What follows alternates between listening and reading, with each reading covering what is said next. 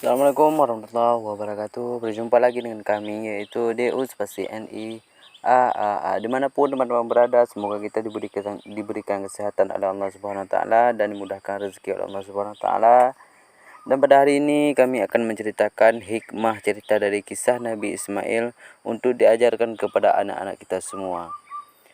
Bagi teman-teman yang telah mengetahui kisah Nabi Ismail dari lahir sampai wafat, semoga kita diberikan hidayah oleh Allah Subhanahu Wa Taala. Dan yang belum mengetahui, mari kita simak hikmah apa saja yang bisa kita petik dari kisah Nabi Ismail alaihissalam. Ayo teman-teman, langsung saja ke hikmah cerita Nabi Ismail.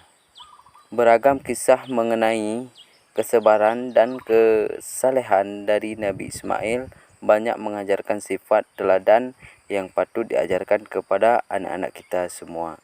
Seperti saat perintah dari Allah yang mengharuskan Nabi Ibrahim menyembelih anaknya, Nabi Ismail bukannya menolak, malah mengiyakan dan memasrahkan dirinya semata-mata karena hal tersebut adalah perintah dari Allah Subhanahu wa taala. Nabi Ismail memiliki sifat yang patut dicontoh, yaitu selalu sabar dalam menghadapi masalah. Nabi Ismail tidak pernah mengeluh dan percaya bahwa jika Allah menimpakan sebuah masalah, maka Allah juga akan memberikan banyak solusi atau cara menyelesaikannya. Tak hanya itu, Bapak Ibu, Nabi Ismail adalah sosok anak yang berbakti dan taat kepada kedua orang tuanya. Ia juga selalu taat menjalankan perintah Allah. Melalui kisah Nabi Ismail, ajarkan anak untuk menjadi pribadi yang taat pada perintah Allah Subhanahu wa taala dan selalu sabar ketika menghadapi cobaan serta yakin bahwa Allah juga akan memberikan jalan keluarnya. Nah, mukjizat apa saja yang dimiliki oleh Nabi Ismail? Mukjizat Nabi Ismail dalam Al-Quran. Nabi Ismail merupakan Nabi utusan Allah Subhanahu Wa Taala dan memiliki keistimewaannya atau mukjizat yang tidak dimiliki oleh manusia biasa.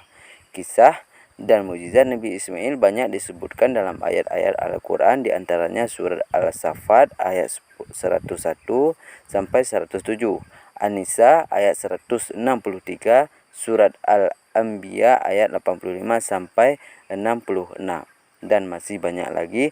Lantas apa saja mukjizat yang dimiliki Nabi Ismail? Bapak Ibu, berikut ini mukjizat-mukjizat yang dimiliki oleh Nabi Ismail. Yang pertama, melalui letakan kaki Nabi Ismail mengeluarkan air Zam-Zam yang hingga kini tidak pernah surut. Nah, yang kedua, mukjizat Nabi Ismail yang ketika hendak disembelih oleh ayahnya yaitu Nabi Ibrahim, tubuhnya lalu ditukar oleh Allah Subhanahu wa taala dengan seekor domba gemuk. Nah, yang ketiga, bersama dengan Nabi Ibrahim, Nabi Ismail membangun Ka'bah di Makkah yang kini menjadi kiblat dan pusat peribadatan bagi umat Islam di seluruh penjuru dunia.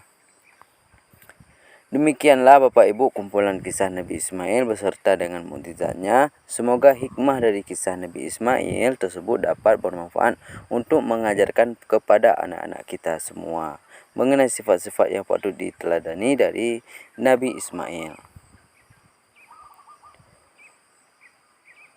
Nah, demikian kisah ini, semoga bermanfaat bagi teman-teman atau semoga bermanfaat bagi Bapak Ibu yang mendengarkan. Wabillahi taufiq wal hidayah. Assalamualaikum warahmatullahi wabarakatuh.